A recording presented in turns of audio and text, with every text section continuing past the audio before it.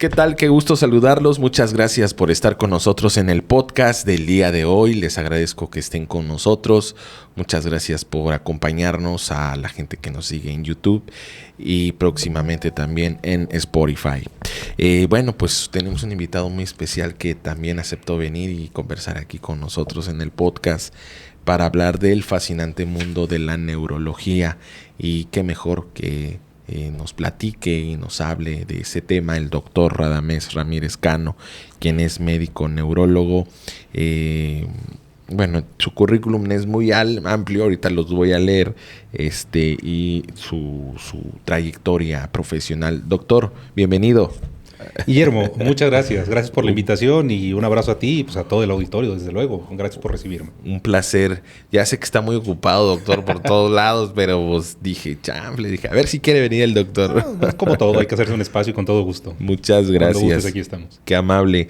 Bueno, pues la neurocirugía hoy en día creo que tiene un gran reto porque, bueno, hombre, la medicina como tal, pero la neurocirugía, ¿qué tanto ha avanzado en los últimos años, doctor? Platíquenos usted. No la neurocirugía, en general la medicina. Sí. Toda la ciencia médica ha avanzado muchísimo porque la medicina hoy se entiende como algo instrumentado. Dependemos de otras especialidades complementarias. O sea, la idea de que el médico ahí encerradito que hacía todo, pues eso no puede ser, no se explica. Hoy como médico dependes y no podrías trabajar sin todos los auxiliares que requieres. Uh-huh. Me refiero pero así, junto a ti, enfermería, por ejemplo, es el pilar fundamental. Entonces, eso también avanza muchísimo. Necesitas químicos, necesitas biólogos, necesitas oncólogos, radiooncólogos, físicos médicos, ingenieros biomédicos, administrativos que sepan de administración, pero del área de la salud, que era lo que platicábamos aquí antes de entrar al programa. Sí. Lo importante para una persona, yo hablaba con uno de los administradores y decía, a ver, oiga, doctor, tenemos 2 microscopios, uno cuesta 9 millones y el otro 12 millones. ¿Le traigo el de 12? No, quiero el de 9. Le decía yo, le ponía el ejemplo, a ver, si tú me traes un Mercedes y un bochito, ¿cuál es mejor carro? Híjole. Pues depende para qué, ¿no? Sí, claro. O sea, si voy de aquí a San Cristóbal, por ejemplo, pues a lo mejor quiero ir sentadito con aire acondicionado y asientos de piel y casi las comodidades, sentado, ¿no? Como en la sala de la casa. Bueno, sí, por supuesto, un Mercedes. Sí. Pero un bocho nada lo para. Sí, no. Entonces, ese tipo de decisiones se tienen que tomar muy en conjunto con administradores, con el área médica, con el área de biomédica también. Uh-huh. Que tú le preguntes a un ingeniero biomédico, oye, ¿cuál es el más fácil de reparar, de darle servicio y todo esto? Tiene mucho que ver. Tiene su ondita, todo eso, ¿no? tiene muchísimo que ver. Y desde el área médica igual. La ciencia médica, por ejemplo, lo que yo hago, que es neurocirugía, pues no lo puedes hacer solo. Sí. No, requieres de entrada, insisto, anestesia, enfermería, personal calificado, cardiólogo, que te está ayudando, técnicos. Y estoy hablando ahorita de las partes que están exactamente pegados junto a ti. Pero un paciente, antes de que lo opere, lo tiene que ver el internista, el cardiólogo, el nefrólogo, el pediatra. Si yo opero a un paciente, después lo tiene que ver el internista, luego lo tiene que ver el pediatra. Es decir, es todo un manejo interdisciplinario. De otra manera, no se puede. Son muy pocas las cosas que tú puedes hacer solo. Bueno, pues algún detallito, pues ya lo checas y tómate un paracetamol y listo. Pero lo que es más complejo, que es lo que hacemos en neurocirugía, quirófano, en neurocirugía y todo esto, no, pues es una situación que requiere el apoyo de todos. Sí. Todos los médicos con especialidad en neurología, ¿operan, doctor, o solamente los neurocirujanos? No, ahí ocurre una diferencia que a veces en ocasiones llega el paciente conmigo, por ejemplo, y viene, doctor, vengo porque me dijeron que tengo epilepsia, uh-huh. Me dijeron que tengo Parkinson, me dijeron que tienen Alzheimer. Y bueno, yo en primera les agradezco y les digo, bueno, le agradezco por venir y por la confianza, y si alguien los refirió conmigo, pues precisamente es por algo. Pero en realidad vale la pena distinguir entre un neurocirujano y un neurólogo. Al final de cuentas los dos somos neurólogos, nada más que uno es quirúrgico y el otro no. Y yo le digo a la gente, un ejemplo es muy gráfico pues, pero se explica más sencillo. Le digo, a ver, si usted tiene un infarto, Dios no lo quiera, ¿no? Pero si usted tiene un infarto, ¿va con el cirujano de tórax o va con el cardiólogo corriendo? No, pues con el cardiólogo. Obviamente Sí, voy claro. con el cardiólogo. Ahora, si a usted, Dios no lo quiera, le dieron un balazo en el pecho, ¿va con el cardiólogo o va con el cirujano de tórax? No, el cirujano de Esa tórax. es la diferencia entre Sí. neurólogo y neurocirujano. Ok. Yo veo las enfermedades que tienen un tratamiento quirúrgico. Entonces, muchas veces cuando hay un paciente conmigo, le digo, mira, muchas gracias, lo oriento y todo. Sí. Y lo mando a neurología clínica, a psiquiatría, neurología pediátrica, es decir, rehabilitación, incluso terapia de lenguaje. Vuelvo a lo mismo, son demasiadas Ramas. doctrinas, Sí. ramas que están interrelacionadas y que pues uno no puede manejar todo, por supuesto. La neurocirugía se desdobla en muchos. También dentro de la neurocirugía hay gente que podemos decir ramas, neurocirugía vascular, malformaciones, aneurismas, neurocirugía funcional, el tratamiento quirúrgico del Parkinson, de trastornos del movimiento, porque a veces se tiene que operar, a veces no. Neurocirugía pediátrica, neurocirugía de tumores, columna vertebral, nervio periférico. Es decir, también tiene sus... Son muchas ramas. Sus ¿no? ramas, ¿no? Sí. Sus disciplinas, ¿no? Pues así como el periodismo, ¿no? Pues hay... Sí. hay De nota roja, deportiva, política, Sí. nacional, podcast. No, es un mundo también. Hay quien hace entrevistas, hay quien hace mesas, hay quien da opinión. Opinólogos. Sí, o sea, hay de todo y son válidos, ¿no? Sí. Doctor, ¿cuál cree usted que sea uno de los principales motivos de consulta con el neurocirujano? Que usted diga, bueno, pues son muchos, pero bueno, los tres... No. Sin duda, el por el que rey lo de llegan todo a vi- es el trauma craneoencefálico. El trauma. El golpe en la cabeza. Accidentes, caídas, accidentes en motocicleta, Sí. todo eso que conocemos en los scooters que ya están llegando a la Sí, ciudad, sí. todo este tipo de cuestiones. Y antes, pues en caballo, en Sí, bicicleta, claro. todo eso. Definitivamente el trauma craneoencefálico es para nosotros el motivo de consulta más Número frecuente, uno. número uno, sin duda. De ahí, desde luego, ya vienen otros dos, lo que son los problemas vasculares, que son básicamente las hemorragias, Ok, los hematomas y todo esto, y los tumores. ok. En esas tres partes yo creo que nos vamos... Se con va todo. desdoblando. Así es. El primero, el trauma. Estamos hablando cuando se habla de trauma cráneoencefálico. ¿Estamos hablando de una fractura? Trauma quiere decir transmisión de energía, de mucha energía en un momento pequeño. No es lo mismo que yo te dé 1000 toques Ok. a que te dé un solo. Toda esa energía en uno solo. En uno solo. Obviamente Ok. toda esa energía de esos 1000 toques puede fracturar Sí. alguna cuestión. Entonces, trauma se refiere, palabras más, palabras menos, golpes. Golpe. Golpe Ok. con el piso, golpe con un bate, golpe con un Sí. proyectil de arma de fuego, Ok. que tú golpeaste el proyectil, a lo mejor Sí. el proyectil no venía hacia ti, no sé, Sí. N cantidad de cosas. Claro.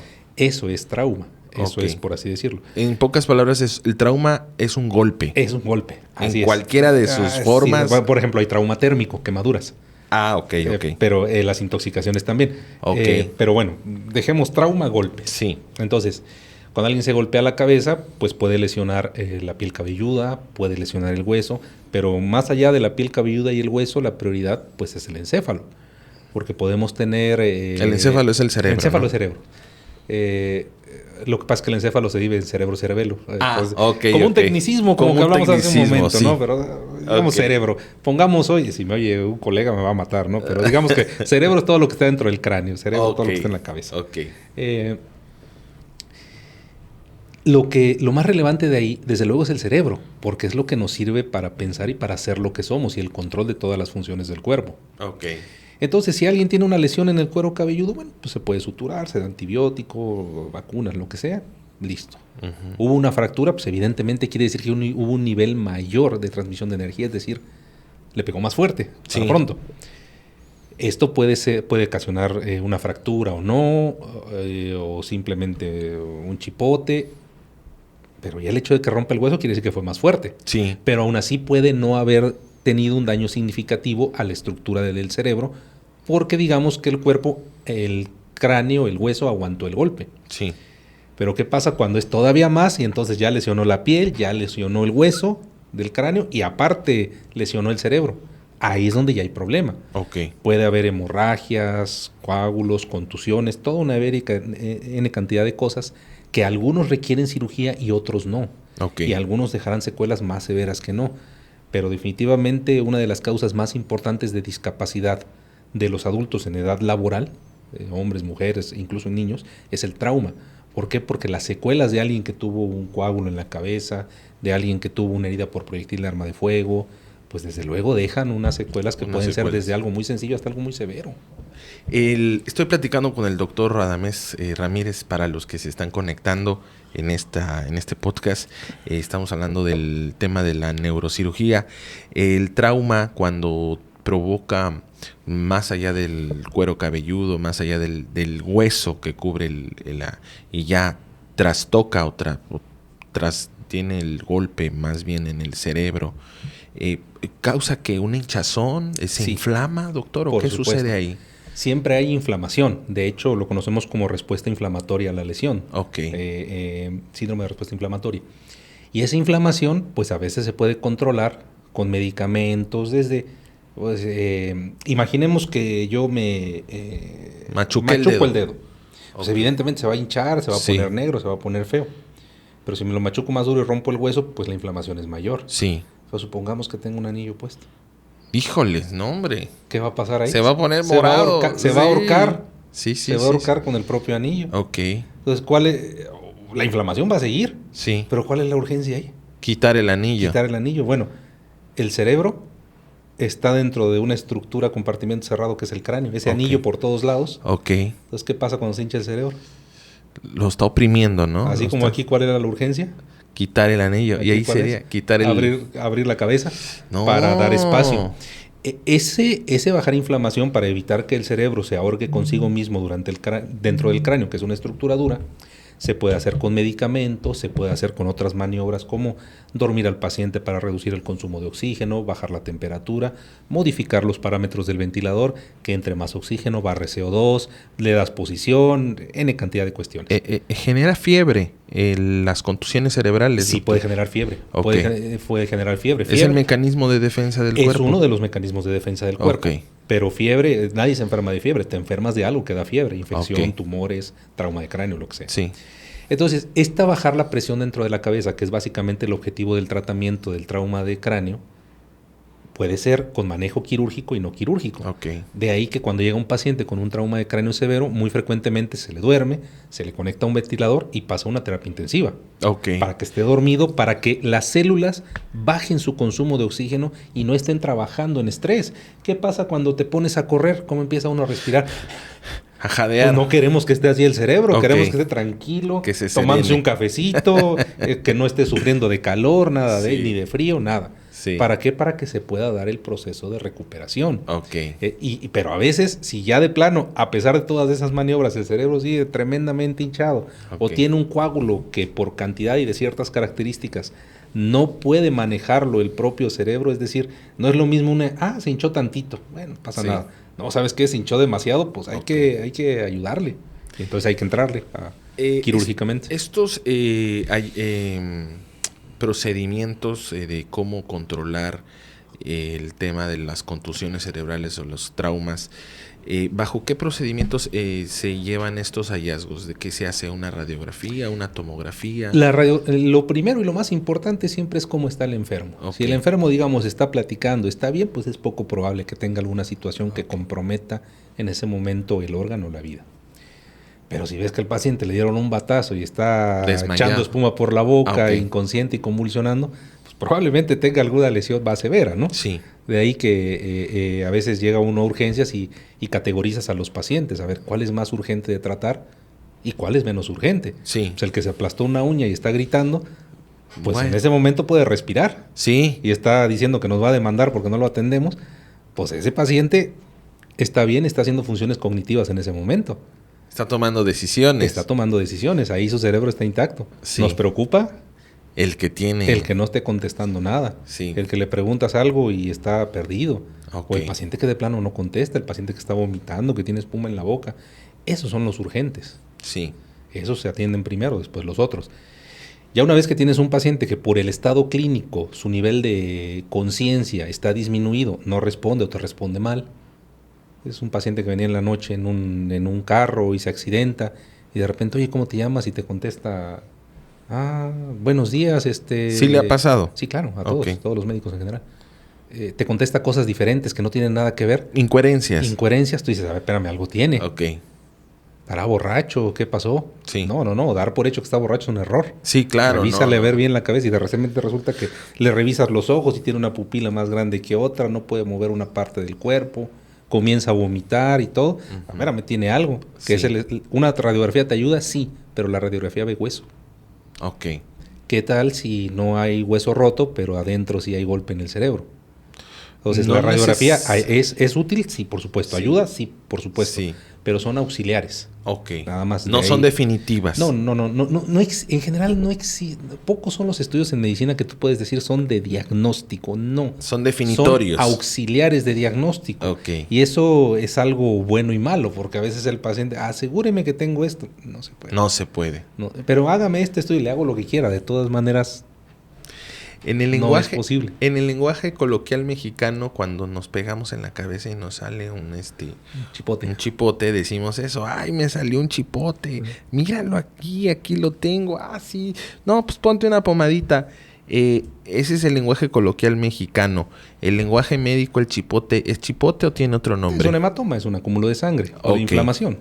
No pasa nada. No requiere que vaya yo rápido al médico a... No, requiere el estado clínico. ¿Estás bien? Ok. ¿Fue un incidente de alta o baja energía? Sí. No, pues me cayó una piedrita, no me cayó un coco. Ay, no, estás no, bien, no, qué no. bueno, pero yo creo que vale la pena que te revisemos. Sí, claro. Te dejamos en observación unas horas, no pasó nada, vámonos a su casa. El cerebro sí puede sufrir estamos hablando de los golpes en la cabeza, sí puede sufrir una hemorragia, ¿no? Claro, totalmente. Ok. El cerebro es uno de los órganos que más consume sangre. Ok. Y entendamos por sangre no por el líquido rojo. Entendamos todo lo que lleva la sangre, oxígeno, nutrientes y Ok. los desechos que recoge. Ok. Entonces, es uno de los órganos metabólicamente más activos del cuerpo. Por lo Ocupa tanto, sangre. tienes unas arterias y venas enormes para subir y bajar sangre. Ok. Ocupa sangre para Claro, pronto. por supuesto. Oye, doctor, pues está cañón, ¿no? Ese rollo de los... Yo he visto muchos motociclistas sin casco, así. O con casco, pero cascos que tú dices no ofrecen la protección. Aunque tengas casco, sí puedes tener una contusión cerebral. Por supuesto, porque aunque si tú vas a 400 kilómetros por hora en el vehículo de alta gama más seguro, te vas a matar. No hay más. No hay forma de detener El factor, eso, ¿no? sin duda, el factor de riesgo más importante es la velocidad. Ok. Aunque no nos guste y quiere uno llegar rápido, pues sí, pero la velocidad es la que cuenta. Cierto. La velocidad es la que va en contra tuya. Ese es el motivo número 1 de consultas, los traumas, Sin ¿no? duda. El número 2, ¿cuál podría ser, doctor? Ya hablamos ahí de cuestiones como hemorragias. Por ejemplo, las hemorragias no siempre es por trauma, por golpes, porque le entró una navaja, lo que sea. Por ejemplo, el paciente que es hipertenso y tiene un sangrado. Ok. O el paciente que se golpeó y desarrolló un coágulo adentro. O la persona que está tomando anticoagulantes y tiene un sangrado en su cabeza. Ok. Y entonces, bueno, pues sí, pues quítale los anticoagulantes para que no sangre. Pues sí, pero si se los quitas, seguramente por algo se lo pusieron. Casi Sí. siempre por condiciones, por ejemplo, cardíacas. Sí. Entonces, ¿se lo quitas? No. ¿Es más riesgo? Sí. Sí. Pues ahí es donde empiezan los bemoles de qué hacemos, qué sí, qué no, y donde se complica toda la cuestión, ¿no? Porque todo el mundo quisiera, como dicen, enfermos sanos. Sí. Pero no hay enfermos sanos. El enfermo viene con otras enfermedades. Que nada más tenga de lo mío, ¿no? Generalmente tiene lo tuyo más otras cosas. ¿Esas hemorragias se pueden definir como estas conocidas como eventos cerebrovasculares o son otras cosas? El evento vascular cerebral es de dos tipos, isquémico y hemorrágico. Ok. Isquémico es que te cierran la llave, básicamente. No Ok. te llega agua a la casa. Hemorrágico es, se rompió una tubería y me está chorreando aquí todo. Ok. Y si no me salgo me voy a ahogar. Sí. Y si el cerebro también se ahoga. Ah, el cerebro también Sí, se pues, ahoga. ¿por qué? Porque la sangre debe de ir dentro de arterias y venas, no fuera. Ok, y el cerebro tiene el cráneo. ¿Y abajo del cráneo qué hay antes de llegar al Hay cerebro? unas membranas que cubren al cerebro, se llaman meninges, meningitis, inflamación de esas meninges. Son, perdón que lo diga así, son viscosas. Es una... Es como esto que está cubriendo como al- este tejido fibroso que viene alrededor del bistec. Ah, sí. Así. Y luego hay una más delgadita pegada Ok. al cerebro y entre las dos hay una que es trabeculada, Antes de llegar donde al hay cerebro. un líquido. El cerebro está nadando en un liquidito que le da protección, cobertura y N cantidad de cuestiones. Sí. Pues cuando todo eso se rompe, pues imagínate, es todo un desastre, ¿no? Sí, no, está cañón. Sí, sí, sí. Entonces hay isquémico y Hemorrágico. hemorrágico. Isquémico es que, por ejemplo, se tapó la arteria acá en el cuello y no llega sangre. Ok. Pues obviamente es malo, malísimo. Sí. Pero también hay que tenían la presión muy elevada y se le rompió algo arriba. Ok. Se regó toda la sangre. Entonces, De donde se regó para adelante, pues no le va a llegar sangre. Entonces, allá también están sufriendo. Pero aquí se está formando un coágulo que está ocupando un volumen dentro de un compartimiento cerrado. Y empieza a aparecer el mismo efecto del anillo hinchado sobre el dedo. ¿Eso también podría ser como un infarto cerebral, doctor? El EV6 isquémico es lo que llamamos infarto cerebral. Ah, ok. En el nombre coloquial. Así es. Por ejemplo, cuando se tapa una arteria del corazón ocurre un infarto cardíaco. Sí. Cuando se tapa una arteria del riñón, un infarto renal. Cuando se tapa una arteria de la tripa, una isquemia mesentérica, un infarto mesentérico. Y cuando se tapa una arteria del cerebro, pues un infarto cerebral. Un infarto cerebral. Que también es uno de los motivos de las emergencias neurológicas más graves. No tal cual la tratamos nosotros, se trata de manera multidisciplinaria, pero digamos, el infarto cerebral, que además es algo relevante, quizá vale la pena incluso hablar en una ocasión solo de infarto cerebral, porque yo le digo a la gente, el infarto cerebral no es la enfermedad, es la manifestación de algo. Okay. El infarto cerebral es como la fiebre. Usted no se enferma de fiebre. Okay. Se enferma de algo que le da fiebre. Okay. Una infección, una neoplasia, un tumor, pues. Un cáncer. Un cáncer. Hizo mucho ejercicio, hace mucho calor y tiene fiebre. ¿También puede dar? Tuvo una reacción alérgica y tuvo fiebre. Okay. Pero es muy diferente tener una fiebre porque hizo una reacción alérgica a que tenga un linfoma o una leucemia. Ese es que distinto. Es un cáncer. Es muy grave. Sí. Entonces, el infarto cerebral casi siempre es consecuencia de algo. Sí. Y en un porcentaje muy elevado, hipertensión y diabetes. Okay. ¿Y cuántos diabéticos o hipertensos nos encontramos por la calle todos los días? Hay bastantes. Y muchos de ellos no bien controlados. Oiga, doctor, qué bueno que toca ese tema del azúcar o de la diabetes. Yo sé que usted no es diabetólogo, no es como es médico internista, ¿no? Internista. Pero sí tiene que ver con lo que usted comenta. Yo me he topado con gente que, no, por algún motivo me entero que tienen diabetes o azúcar pero tráete la coquita y las galletas y... terrible. Y aquí le digo, oye, pero no tienes pues azúcar. Sí, pero me tomo mi pastillita en la mañana y tranqui. No, muy mal, mal. ¿Es motivo de infarto cerebral la diabetes más mal controlada, doctor? Totalmente. ¿Sí? Totalmente. ¿Nos puede platicar de eso, doctor? Sí. De hecho, y tampoco quedarse con la idea de, no, tiene que ser un internista quien trate la diabetes. No, la tiene que tratar medicina general, medicina familiar, primer contacto. Okay. En realidad, ellos son quienes deben abordar al paciente. Esperar a que tú llegues con un internista para que te trate eso, pues es perder mucho tiempo, en primera. Sí. Y en segunda, la mayoría de estos procesos pueden ser tratados por todos los médicos de primer contacto antes de llegar a las complicaciones. Okay. Que entonces sí ya requerirán otro tipo de especialistas. Ok. Ahí voy. Bueno, el ejemplo es sencillo. Si yo agarro y un vaso con agua de Jamaica, popote. Sin problema lo sorbo, ¿no? Sí. Ahora pon mermelada de fresa. No jala. No jala. Ahí en el Starbucks venden unas con perlas. No es lo mismo traer sangre circulando que mermelada, ¿no? Sí, no, seguro. Entonces ese ya altera la composición del tejido de la sangre y hace que empiezan a aparecer todas unas complicaciones. Es una forma muy sencilla de esquematizarlo, ¿no? Pero supongamos, en lugar de sangre, que sería como una agüita de Jamaica, trae usted mermelada. Ok. Pues ¿cómo va a pasar la mermelada por la tubería para llegar hasta allá arriba a dar nutrición? Sí. Y no solo eso, además luego le incrementamos la presión a la mermelada porque la diabetes se asocia muy frecuentemente a hipertensión. Ok. Y ahora además de mermelada trae mucha presión. ¿La presión alta y la diabetes son un cóctel? Son un cóctel terrible. Ok. Un cóctel terrible, que si se junta con obesidad y que fuma y que toma y todo... Hasta luego, dijera una amiga. Hasta luego. Y de ahí que gran parte de la solución de todas estas cosas tiene que ver con el reconocimiento de las medidas de salud pública desde primer nivel. De ahí lo importante del etiquetado de los productos. Sí. De ahí el importante de que no te vendan porquerías en las escuelas. Sí. Te obligan a llevar tu comida de casa. Es un cambio en la manera de pensar durísimo, pues sí, por supuesto. Radical, pero que es necesario. Porque no van a alcanzar los hospitales ni los especialistas. Ni todas las medicinas. Ni todas las medicinas. Yo a veces cuando a los pacientes les hago la misma analogía. Es como si yo agarro ahorita y me voy a comer un pastel con refresco y me voy a poner un frasco de insulina. Pues evidentemente no funciona. Sí, no. Tengo que cuidar mi alimentación y además tomarme los tratamientos, porque gran parte del manejo de estas enfermedades y de muchas son con las medidas no farmacológicas. ¿Cómo se llama la pastillota esa que toman los de azúcar? La metformina creo que es la más metformina. grande. Me han dicho, yo en la mañana me tomo mi metformina y ya, tranquilo.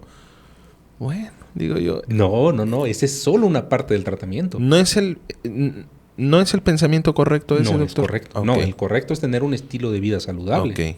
Ahora, pero un gustito de vez en cuando. De vez en cuando, pero todo, nada es malo. No es cada 2-3 días. Todo es veneno, depende de la dosis. Sin duda, ese aforismo es universal. Ok, soy un diabético bien controlado, pues me como un pastelito porque fui a una fiesta y me pasaron una rebanada. Bueno, pues ni modo de despreciarlo. Hasta se ve feo, grosero, que yo lo desprecio, claro. bueno, eso es otra cosa. Está bien, ok. Pero es una vez, muy de vez en cuando. Defíname, por favor, una vez, muy de vez en cuando, porque eso de vez en cuando... Depende del control de cada persona. Depende del control de cada persona. Hay diabéticos muy educados, De hecho, los diabéticos que son muy controlados, muy educados, pues mira, también se oye medio feo, pero le digo a la gente, si usted se cuida de su diabetes, su presión, lo que tenga, se va a morir de lo que sea, menos de diabetes, menos de hipertensión. Sí. Se va a morir de viejo, cualquier cosa. Y no va a enfrentarse a las complicaciones.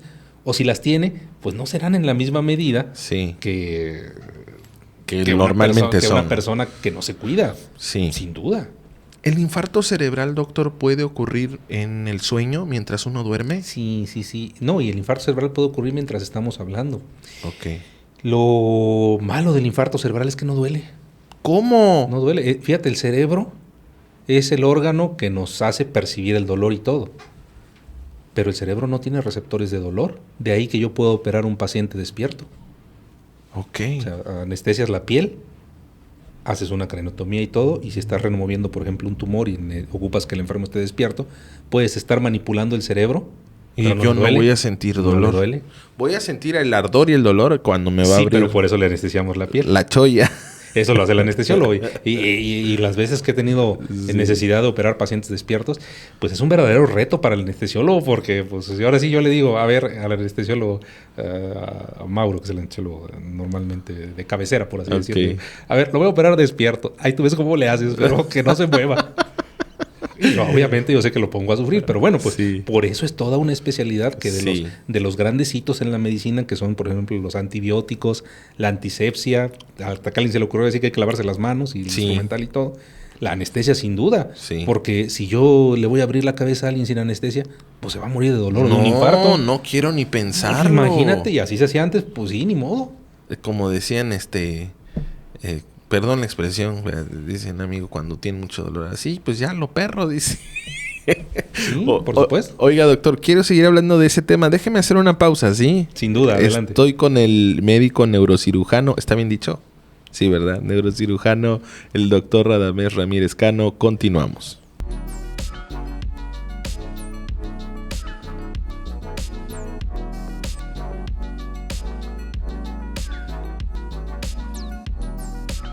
Bueno, continuamos. Muchas gracias por seguir con nosotros. Les agradezco mucho. ¿Esta ya está? Sí, ¿verdad?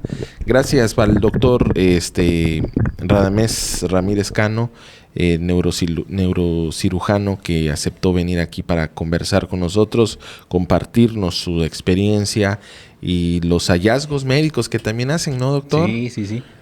Está cañón. Es todo un mundo el tema del cerebro. Sin duda. De ahí que seamos varias especialidades que tengamos que participar en ello. Sí.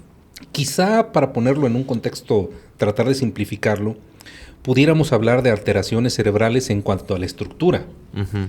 Le pasó una bala por ahí, salió un tumor, le falta un cacho de cerebro, tiene agua acumulada. Son alteraciones estructurales que podemos ver. Bueno, para estar el neurocirujano, para que le quite el agua, le quite el coágulo, le saque la bala, sí. No sé. Podemos hablar de alteraciones del cerebro, pero no estructurales, sino en su funcionamiento. Okay. Para eso está el neurólogo. Epilepsia, Parkinson, demencias. Está muy dividido el tema, Está muy ¿no? dividido, precisamente por eso, porque es demasiado amplio. Sí. ¿Y el psiquiatra? Espérame. Ahora hablamos del cerebro en cuanto a su función. Ahí está el neurólogo. Pero ahora hablamos en cuanto al cerebro en su función de proceso de pensamiento. Ok. Que ese es todavía más complejo, porque bueno, un tumor, pues lo ves, ahí está la bola. Sí.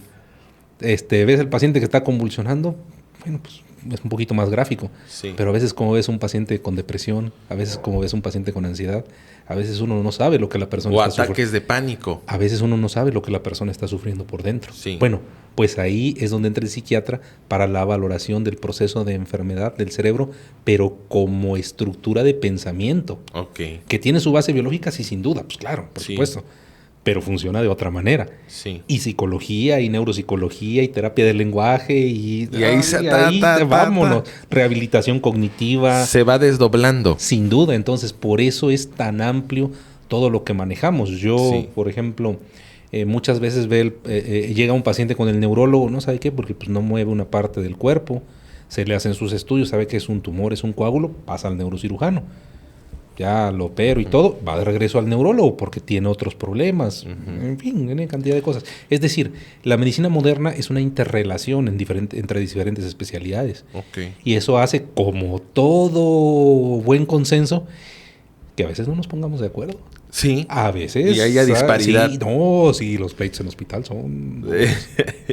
Bueno, nada más quiero cerrar el tema de la diabetes. La diabetes bien controlada nos va a evitar infartos cerebrales. Entre otras, muchas cosas. Y los infartos cerebrales y el derrame cerebral es parecido. Es el evento vascular cerebral hemorrágico. Hablábamos que el evento vascular cerebral isquémico, cuando se tapa la tubería, es igual a infarto. Sí. Y hemorrágico, lo que le dicen derrame, cuando se rompe la tubería y se inunda todo por ahí de sangre. El derrame y el derrame cerebral y el infarto cerebral no duelen. No, generalmente no. Fíjate que el derrame, la hemorragia, puede tener otras manifestaciones, incluso dolor, porque es una lesión que está ocupando espacio. Y luego dice la gente, me duele mucho mi cabeza. Te está apretando, se está comprimiendo. Ok. Pero en el infarto no. Ok. Por eso una persona, podemos estar hablando y de repente, Ok. dejo de hablar, se me cae el brazo. Oye, ¿qué te pasa? No sé, pero no puedo. Se estás infartando, órale, corriendo al hospital para que... Trombolítico. Por eso te decía yo que vale mucho la pena hacer una pequeña mesa redonda con el urgenciólogo, con el neurólogo. Una mesa de análisis. Una mesa de análisis, sin duda, sin duda. Tanto el infarto cerebral y el derrame cerebral, doctor, para ya concluir ese tema, ¿hay riesgo de muerte? Sin duda, claro que ¿Sí? Sí, totalmente, totalmente. No es lo mismo un infartito que un infartote. No es lo mismo una hemorragia pequeña que una hemorragia grande. Los segundos son vitales para la atención médica. Sin duda. Decimos cuando manejamos infarto cerebral, tiempo es cerebro. Okay. Pues mientras más rápido se atienda, mejor. La promesa de vida o calidad, ¿cómo se le llama? Se me va el nombre. La esperanza de vida en estas dos situaciones, tanto el infarto cerebral y el derrame cerebral, ¿son buenas? ¿Son buenos pronósticos? Depende de ahí la importancia de su manejo, porque hablamos de dos conceptos, morbilidad y mortalidad. Mortalidad de que te mueras, morbilidad de secuelas. Okay. El infarto cerebral es de las primeras causas de alta morbilidad discapacitante, es decir, si yo se me para medio brazo y yo a lo mejor soy empleado de la construcción, soy chofer, imagínate que no puedas mover una parte del cuerpo para hacer todo esto. Soy cirujano y tengo que operar, se acabó mi carrera. Se deja discapacidad entonces. Totalmente. Okay. Y no solo es eso, probablemente dejas a una familia sin ingreso. Sí, también. O sea, no solo veamos la repercusión médica en ese momento de lo que está ocurriendo, sino la repercusión social, la carga que se convierte, es feo decirlo así, pero bueno, el término así es, la carga que se convierte para el sistema público, porque es un paciente que ya no produce, pero que tienes que invertirle. Pero no solo eso, a lo mejor esa persona era la cabeza de la familia y el sostén. Uh-huh. ¿Y ahora quién? Sí. ¿Y ahora qué pasa? Se sale de la escuela el niño porque tiene que trabajar, la señora deja de cuidar a los niños porque tiene que trabajar, o pues a lo mejor el señor tiene que dejar de trabajar para apoyar a la señora que ahora tiene esto. Hay una cantidad de cuestiones que se van generando. Van mucho más allá de la cuestión meramente médica, y eso es lo que no debemos de perder de vista, que la interacción de la situación médica, enfermedad, salud, tiene que ver con todo un estado de reconfort y todo un estado de adecuado vivir, que es lo que se llama en general bienestar. Bienestar. Sí, yo no dudo que por algo así hayan utilizado esa palabra, porque tiene mucho que ver. Entonces, pero está bien. Sí. Hablábamos hace un momento, hay que tomar lo bueno. Sí. De todo hay que tomar lo bueno, y lo que no, hacerlo a un lado. Doctor, bueno, ya concluimos ese tema. Yo le quiero preguntar algo en el tema. Yo sé que usted es neurocirujano, pero bueno, se lo voy a preguntar. ¿Es común el dolor de cabeza en los niños? Muy común. ¿Por qué, doctor? Ahí la cuestión. Hablábamos hace un momento que el cerebro no duele. Sí, no duele. Entonces, ¿por qué me duele la cabeza? Exacto. A ver, díganos eso, doctor. Porque alrededor del cerebro hay un montón de estructuras que sí pueden doler. Ok. Por ejemplo, tengo un coágulo y eso estira las meninges, que es la cobertura del cerebro. Ok. La bolsita en la que te entregan tu cerebro. Ahí está tu Sí. bolsita. Esa sí duele. Ok. Puedo tener un dolor porque, por ejemplo, no uso mis lentes y estoy forzando la vista. También. Me empiezan a doler los ojos y me duele. Porque a lo mejor estoy todo el día pegado viendo el teléfono para abajo y tengo una Sí. contractura de la musculatura del O cuello. dormí mal. También. Ok.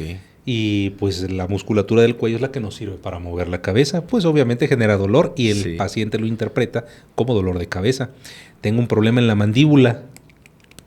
También. Truena mi mandíbula o, no o en la noche estoy. Durmiendo. Bruxismo se llama. Bruxismo. Eh, Yo tengo bruxismo. Eso hay que atenderlo porque es una causa de dolor de cabeza crónico. Ok. Tengo un oído tapado. También. Me, Cuando duele la cabeza. Me vio feo el taxista, me vio feo el colectivero, me peleé con Sí. N cantidad de personas. Me dijeron que no tengo hijos, pues, pero me dijeron que mi hija está embarazada. No sé. Sí, claro. Pues, ¿cómo no me va a doler la cabeza? El dolor de cabeza no es que duele el cerebro. No. Ok.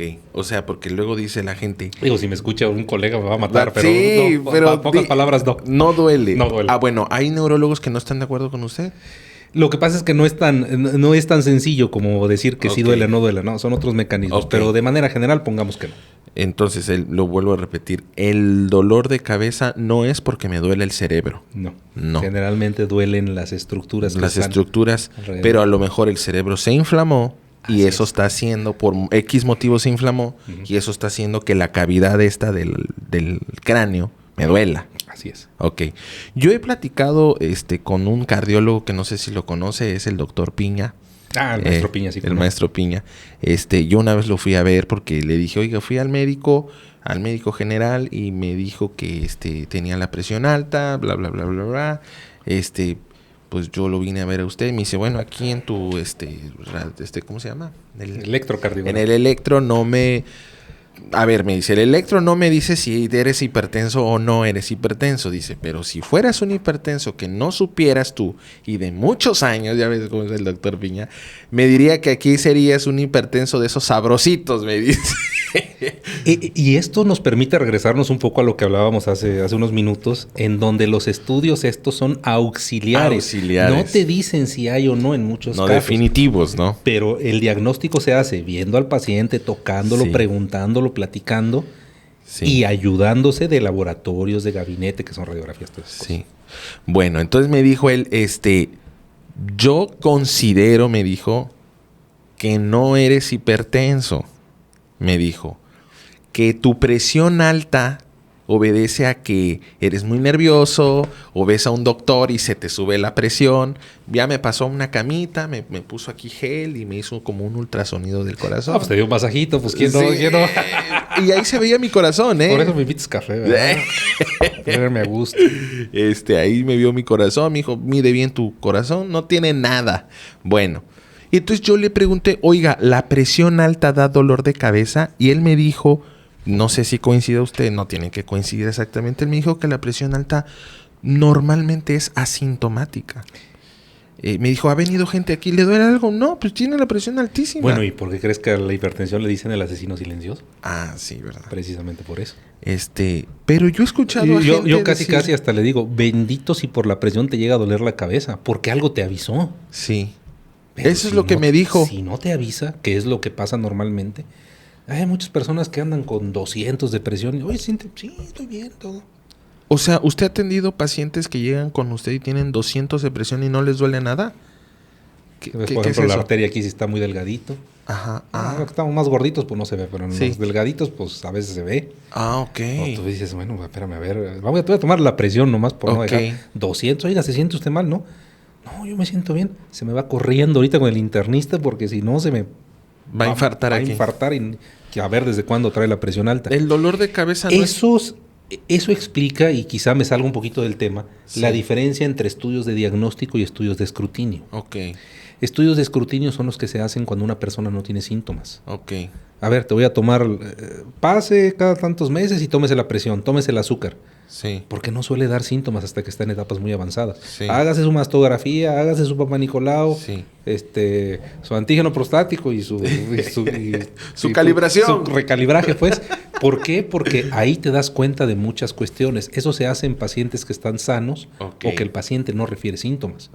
A diferencia de que, me voy a hacer una tomografía para ver cómo estoy. Sí. No, porque esos son estudios de diagnóstico. No sirven. Nomás te estás radiando por radiar y no funciona. No tiene sentido. Y no funciona. O sea, usted tiene, bueno, yo sé que no revela los nombres de sus pacientes ni nada por el estilo, pero no me imagino a alguien que una mañana se levante y dice, me voy a ir a hacer una tomografía para ver si estoy bien. Pues yo creo que hay gente que de repente sí, es que me pasó esto, me voy a hacer una tomografía para ver cómo estoy. No debe de ser así. Siempre acudir primero a valoración con el médico. Es un procedimiento, ¿no? Es un procedimiento porque... si yo llego de cantamañanas a hacerme una tomografía porque me da la gana, no. Te voy a poner un ejemplo muy sencillo a ti y a todo el auditorio. A ver. Apendicitis, algo que vemos todos los días. Sí, normal. Hay un concepto de medicina que se llama falsos positivos, falsos negativos. O sea, sin entrar en detalle. Ajá. En general en todo el mundo existe alrededor de un 20% de no certeza en el diagnóstico. Es decir, de cada 10 que operes probablemente 2 no sean. O de cada 10 que tú digas sí es, resulta que no. O de cada 10 que tú digas no son, resulta que sí. Pero ese 20% es hecho en los estudios, en los hospitales donde tienes ultrasonido a la hora que quieras, tomografía a la hora que quieras, resonancia a la hora que quieras, todos los estudios del mundo. Y aún así tiene esos porcentajes de fallas. Sí existen los porcentajes. Totalmente. Porque para muchas enfermedades no existe un método de diagnóstico específico. Si supiéramos que, por ejemplo, para una apendicitis, el ultrasonido te va a decir si tiene o no, pues qué fácil sería. Desgraciadamente no es así. Y a veces llega el paciente, no, quiero una tomografía para ver si tiene apendicitis. Por eso son auxiliares de diagnóstico. Porque ayudan, pero a veces desayudan. Las tomografías, la resonancia, el ultrasonido no son definitorios. No. Para algunas cosas sí, para otras no. Bueno, para algunas sí y otras no. Son auxiliares. Son auxiliares. Por eso a todos se le llama auxiliares de diagnóstico. Por eso se complica toda la cuestión médica en muchos casos. Son ADG, auxiliares de diagnóstico. Y así se les conoce como auxiliares de diagnóstico. Igual que los laboratorios. Sí, también. Está infartado un electrocardiograma. Pues no siempre se vende el electro. Sí, es cierto. Oiga, pero qué bueno es el doctor Piña, ¿eh? No, sin duda. Saludos al doctor Piña. Ya lo quise entrevistar, pero no quiero. Hay que ir a buscarlo, güey. Bueno, entonces, ¿es común los dolores de cabeza en los niños? Hay que ir al médico para ver por qué le duele. Sin duda. Perdón, otra causa, tensión emocional. Si yo estoy pensando que mañana se me vence la tarjeta de crédito y no tengo cómo pagarla, ¿cómo voy a estar tranquilo? ¿Cómo no me va a doler la cabeza? Se va a tensar. Claro, por supuesto. ¿Para qué gastan en los meses sin intereses? Bueno, doctor. Y luego el rey de los meses sin intereses que no quiere pagar sus impuestos. Exactamente. Ojalá le esté doliendo la cabeza ahorita. Le está para que sufra lo que sufren todas las personas que con el gancho de darle una oportunidad de poseer algo, pues por acá, como dice, se la deja ir con intereses y pagos chiquitos. Se va con todo. Doctor, bueno, pues yo quisiera hablar ya por último. Yo sé que el tema de la neurocirugía es muy, muy amplia, pero bueno, estamos hablando lo que está así, lo más común. ¿Por qué se generan los tumores cerebrales? Híjole, qué buena pregunta. Desgraciadamente no existe una causa tal cual. De ahí que digamos que es multifactorial o idiopático. Y cuando me toca decirle a los alumnos, le digo, cuando dicen que es idiopático, pues es de idiota porque no sabe. Es una forma elegante de decir no tenemos idea. No, por supuesto que hay una causa, pero no se encuentra o no se determina. Los tumores pudiéramos decir que tienen un comportamiento en primer término genético. Un ejemplo muy sencillo es el cáncer de pulmón. Si fumas, alta probabilidad de que te dé cáncer de pulmón. Pero ni todos los que fuman les da cáncer de pulmón. Y peor, ni todos los que tienen cáncer de pulmón es porque fumaron. Sin embargo, existe una asociación bien establecida. Y la probabilidad de tener cáncer de pulmón por fumar es infinitamente superior a la de alguien que tenga cáncer de pulmón y que no haya fumado. Entonces, hay factores, aparte de genéticos, desencadenantes. Desde luego el exponerse a radiación ionizante, ciertos tóxicos como el BPA, como arsénico, como N cantidad de cuestiones. Eso sabemos que sí favorecen el desarrollo de los tumores. Pero pues vuelvo a lo mismo. Ni todos los que fuman van a tener cáncer de pulmón, ni todos los que tienen cáncer de pulmón es porque fumaron. De ahí lo complejo de la situación de la medicina, del diagnóstico y del tratamiento. Porque si supiéramos exactamente cuál es la causa, pues estaría más fácil tratarlo. Si sabemos que el cólera da por consumir agua contaminada, bueno, pues hay que hervir el agua y lavarse las manos. Sí. Y eso ¡fum!, baja muchísimo la posibilidad de que te dé. Pero no es así, no es tan fácil. Por eso no fume, haga ejercicio, sí, claro, una cantidad de cosas, ¿no? Coma verduras, coma verduras, pero lávelas, pues. Sí. ¿Cómo puede usted determinar cuando alguien llega a verlo a su consulta y sin hacerle ningún estudio, yo sé que eso es imposible, pero de pronto usted puede decir, a ver, váyase a hacer este estudio porque sin que usted se lo diga, pero que usted como médico... Acabas precisamente de dar pie a entender cuál es la parte fundamental del proceso médico. Okay. Y que es la evaluación primero del paciente. Okay. Siéntate con él, pregúntale, míralo, que te cuente, revísalo. Okay.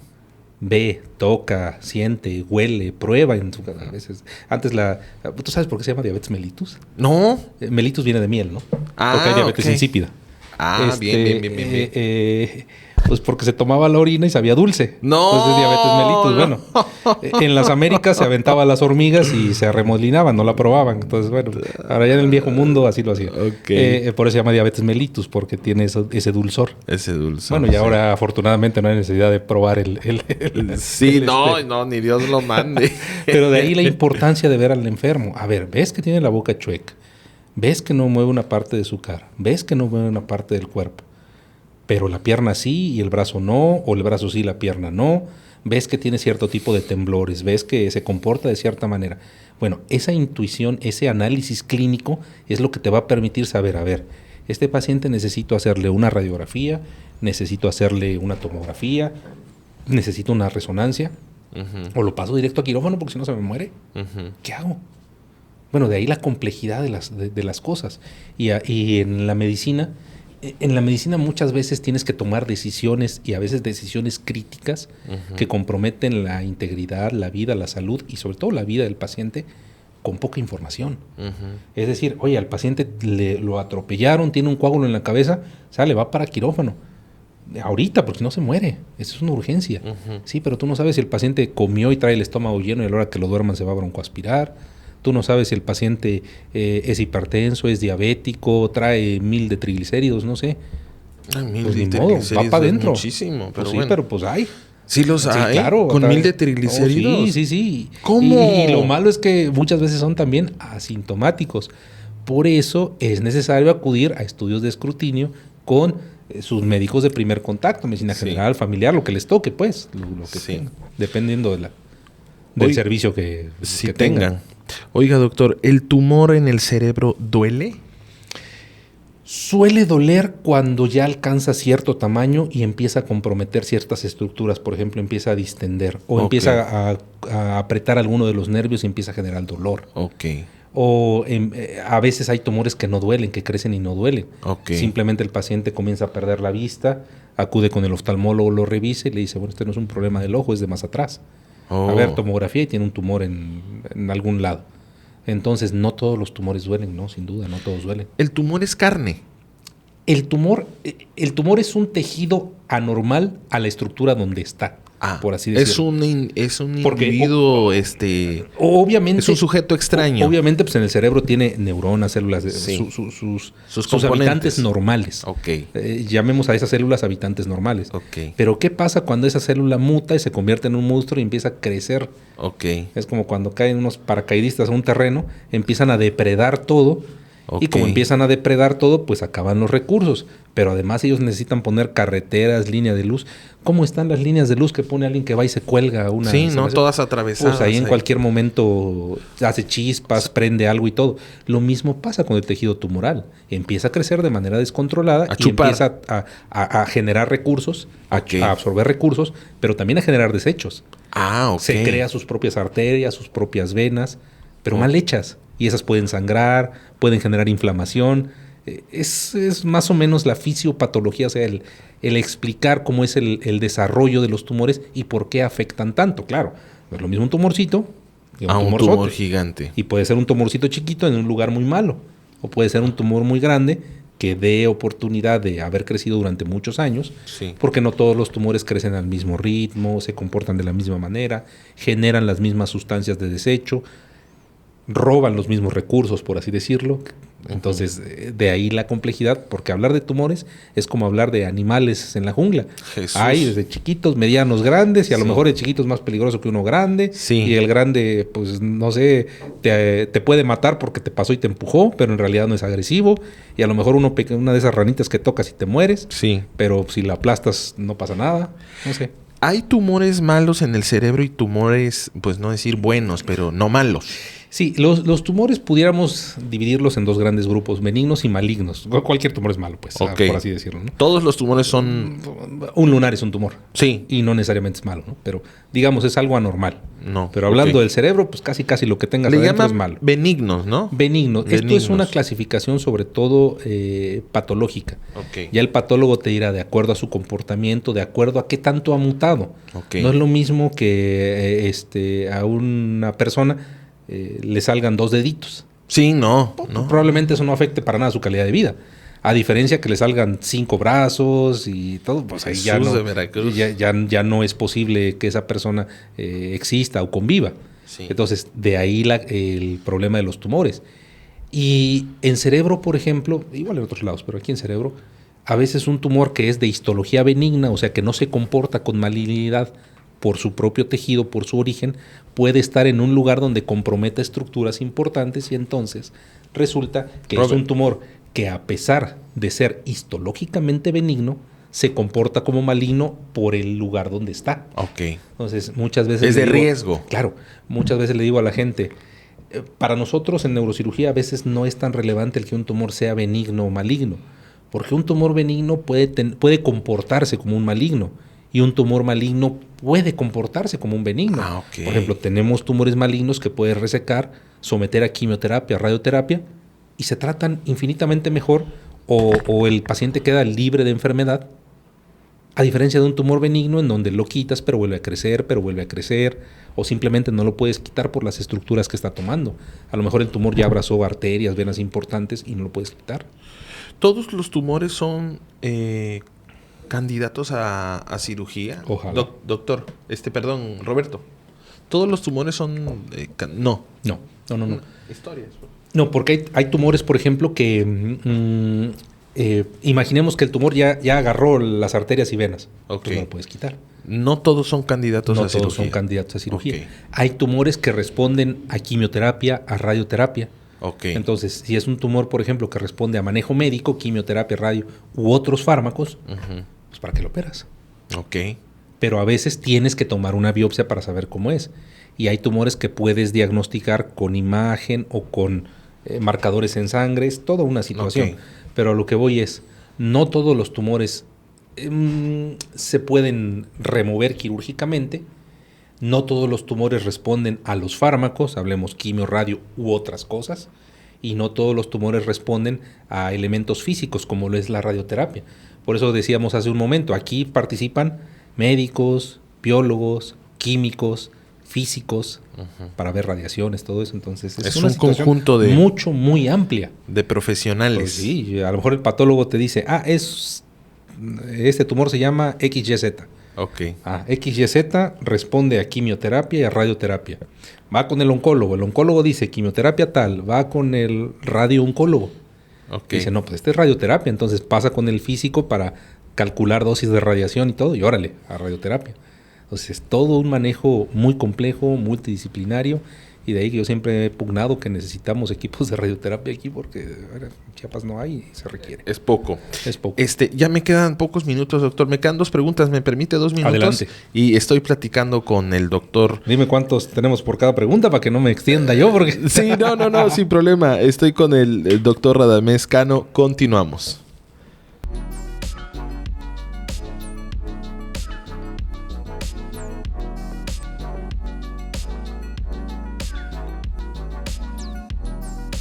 Bueno, continúo con el doctor Radamés Cano, el neurocirujano, que le agradezco mucho.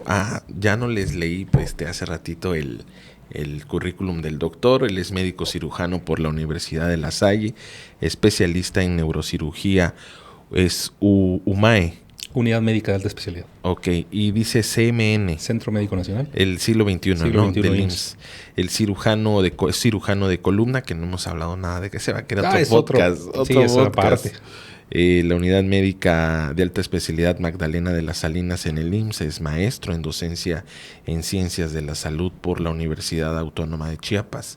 Además es doctor en Administración Pública en el Instituto de Estudios Superiores de Chiapas. Y bueno, pues es un gran currículum el que tiene. Gracias. El doctor Radamés Ramírez Cano. Y le agradezco estos minutos, doctor, que nos está aquí obsequiando de su valioso tiempo.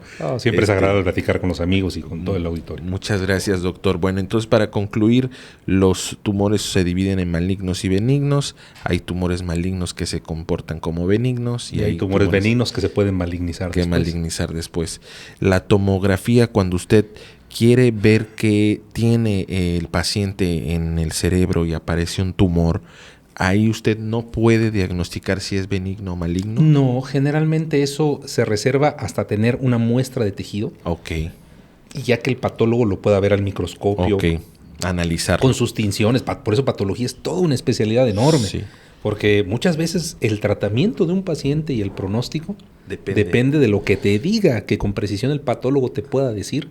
¿De qué está compuesta esa masa? ¿No? Porque si no sabes de qué es, no sabes cómo atacarlo. O sea, cuando usted manda a un paciente a la tomografía y sale que es un tumor, ahí no... Vamos a poner un caso promedio, ¿no? El paciente llega porque dejó de mover una parte del cuerpo. Okay. Llega a urgencias, lo ven los médicos de primer contacto, ¿no? ¿Sabes qué? Pues hay un dato neurológico, no mueve una parte, va para tomografía. Porque pues algo tiene, ¿no? Pues por algo no mueve. Sí. No, ¿qué tal que es un infarto, una hemorragia? No sabemos. Okay. No, ¿sabe que es un tumor? Háblenle al neurocirujano, ahí voy. Ok. No, ¿sabe qué? Pues sí es un tumor, a lo mejor requiere otros estudios, lo que sea. Bueno, se opera. Quitamos el tumor. Ok. Supongamos quitamos todo, se puede quitar. ¿Sabe qué? Yo por imagen parece que es tumor M. Ok.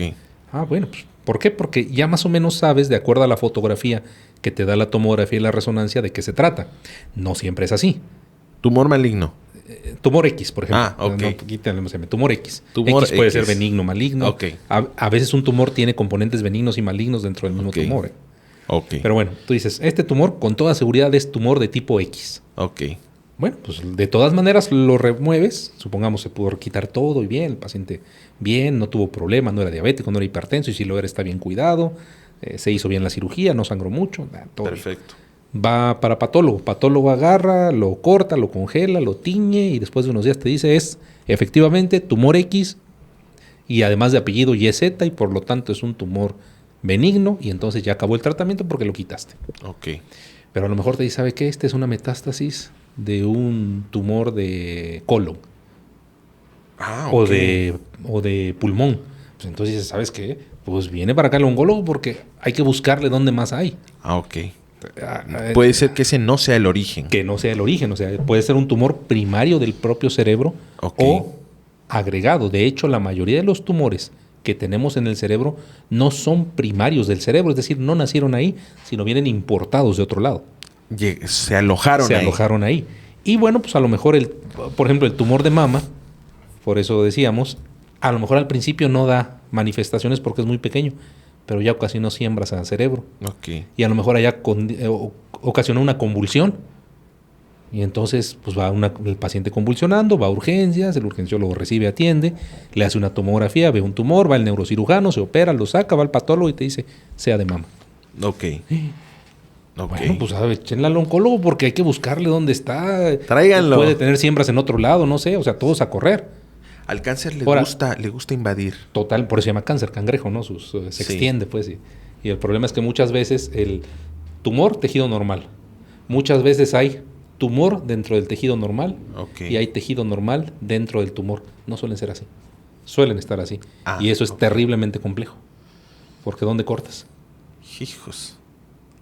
No, está cañón. Está muy difícil. Bueno, entonces, pues, no sé qué decirle. Es un...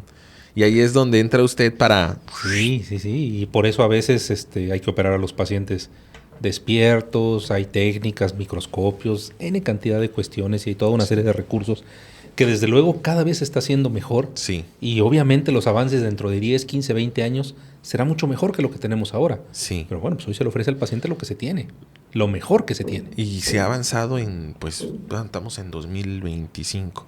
Muchísimo. En 1925, impensable lo que se No, está por haciendo. supuesto que no. Hace 100 años. Remover un tumor o pensar en algo así era prácticamente una sentencia de muerte. Totalmente. Eso es lo que le quería preguntar. Ya para terminar, doctor, los 3 tumores que usted considere de cerebro más comunes o con los que se topa hoy por hoy. Definitivamente los más frecuentes son las metástasis. Ok. Los tumores que vienen importados de otro lado. Ok. Que eso es lo más común. Eso es lo más común Ok. por mucho. Ok. O sea, los tumores que vienen importados. De ahí tenemos los más frecuentes, que por ejemplo, que son mama, pulmón, Ok. estómago, colon, El colon. riñón, por así decirlo. Esos son, digamos, los más frecuentes. Ok. De ahí, digamos, los tumores ya propios del cerebro, que veríamos 2 y 3, son quizá 2. Los meningiomas, que es un tumor que depende de las meninges, de la bolsita con la que te entregan tu cerebro. Ah, ok. Ese es un meningioma. Y otro muy frecuente, los adenomas hipofisiarios, un tumor de la glándula hipófisis que están por ahí en el centrito de la cabeza. Ok. Que en general, los primeros, los importados, suelen ser malignos. Casi siempre son Los que malignos. están aquí, Los que vienen de fuera. de fuera. De fuera. Y se alojan en esta parte. No. ¿O cómo ya no, lo pues entendí? pueden llegar a donde sea, Ah, a cualquier ok. parte del cerebro. Ok. Sin embargo, los meningiomas, que dependen casi siempre de la cobertura, suelen ser benignos. ¿Hay meningiomas malignos? Sí. Meningioma. Pero casi siempre son benignos. Ok. Y los tumores de hipófisis casi siempre son benignos. Ok. Pero no es lo mismo tener un meningioma en la convexidad del cerebro que en la base del cráneo, que lo tengan que quitar desde la nariz. No, está cañón. Porque, o que ese meningioma, a pesar de ser benigno, haya agarrado y envuelto a la arteria carótida. Porque entonces yo sé que no lo puedo resecar de forma completa. Ok. Y tampoco lo puedo radiar porque pues la radiación pues sí le va a pegar al tumor y también a la arteria que está allá adentro. Sí, Y entonces ya no hay arteria y entonces ya no hay cerebro y ya no hay paciente. cierto. Entonces, no todos los tumores, como me dijo hace ratito, son candidatos a cirugía. No. Los tumores malignos también pueden ser combatidos con quimioterapia, Quimioterapia, o radioterapia. Sí.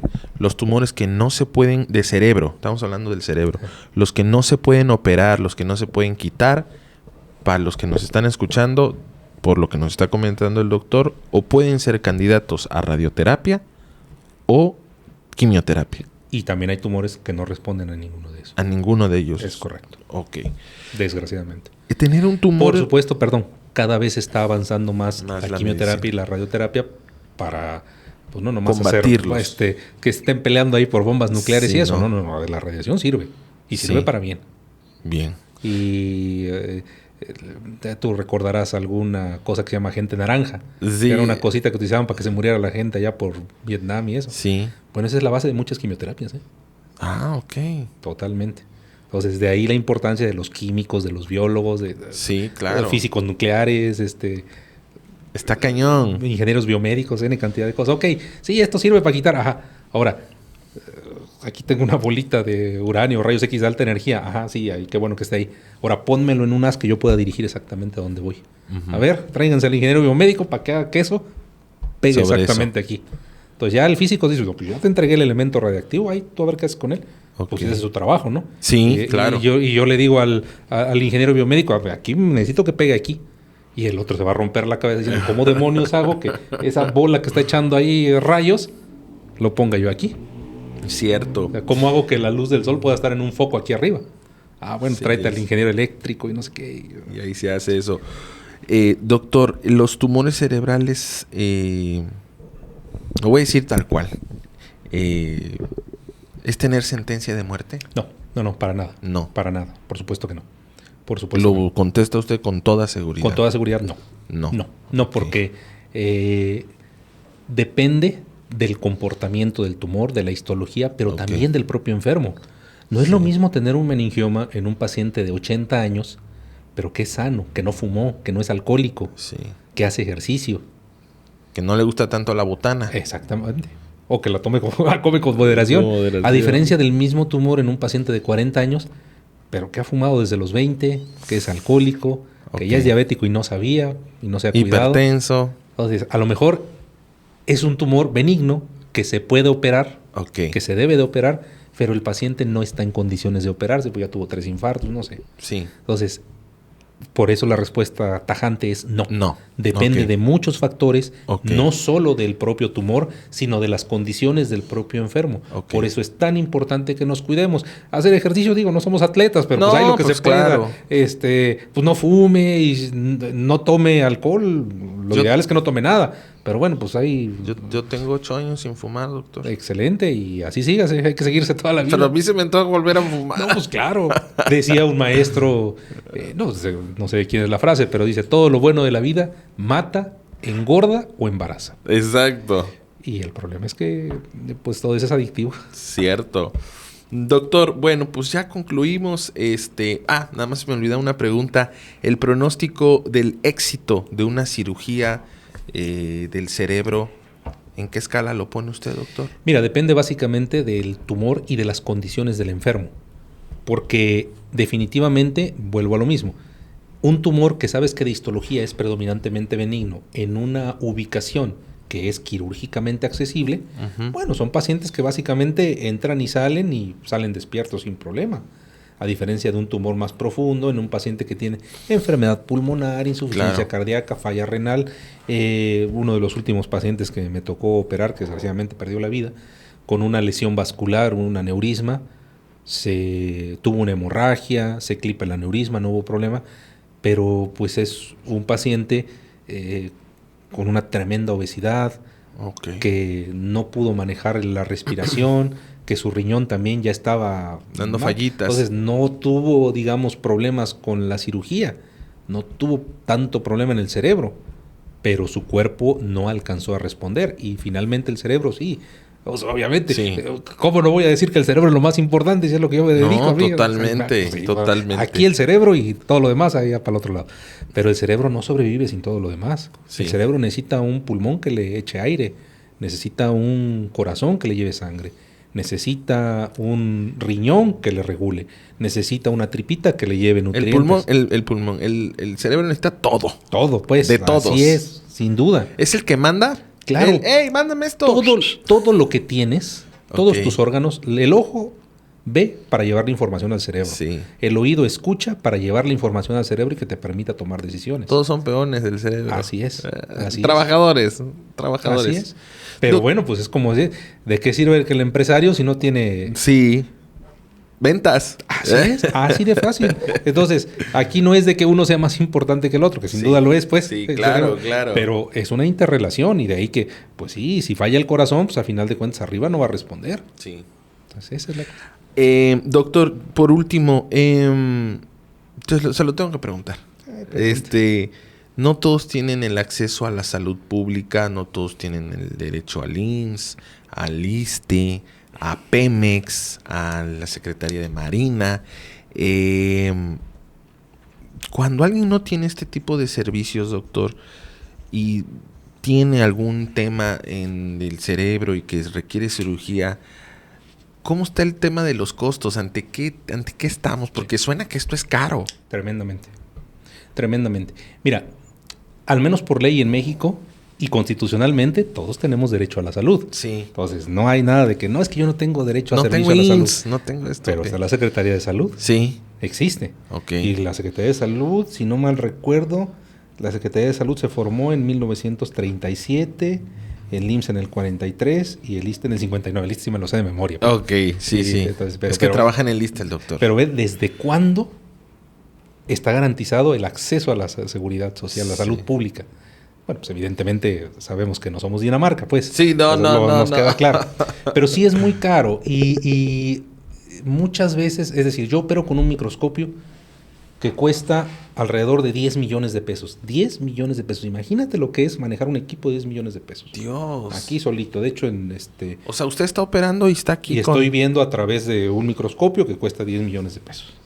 El cerebro o la columna. Porque es lo que me permite ver estructuras muy finas y todo eso. Ahora bien, si no tengo eso, no puedo operar al enfermo. Ok.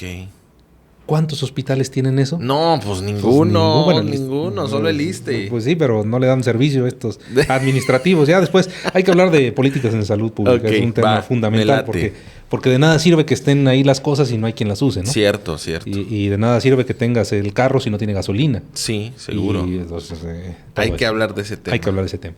Entonces, pues un hospital no va a invertir, por ejemplo, hablo en un hospital privado. Sí. Y lo hablo como negocio, porque finalmente eso es. Sí, claro. Y está bien. Un hospital privado no va a invertir en un equipo de ese tamaño porque no le reditúa. Uh-huh. Porque por eso es importante de hablar administración y economía en servicios de salud. Okay. Para una institución pública sí, por eso hay que hablarlo después, para saber por qué sí conviene. Porque hay que tener estos equipos, aunque sean muy caros y todo eso. Pero eso es lo que hace que no puedas acceder de repente a ese tipo de cuestionamiento. Tú dices, bueno, pues ¿cuánto cuesta un día en terapia intensiva en un hospital? Para el IMSS, ahí tiene sus precios pegados, cuesta alrededor de 50, 60 mil pesos el día en terapia. ¿El día? El día en terapia intensiva. Ahora, a un hospital público o privado, ¿cuánto te cuesta el día cama paciente? ¿Cuánto te cuesta tener un paciente ahí, acostadito? Sí. Nomás viendo el techo. Pues te cuesta tanto, ¿no? Entonces, ahora imagínate a nivel privado, en donde un día en la terapia intensiva te cuesta 60, 70, 80 mil pesos. Un día. Un paciente con una hemorragia cerebral va a estar un mes. Pues es impagable. Dios. Es impagable. Es impagable. Es impagable. Entonces, eso es lo que hace tan limitado el acceso a los servicios. Y no solo de neurocirugía. ¿Cuánto cuesta la quimioterapia? Sí. ¿Cuánto cuesta un stent cardíaco?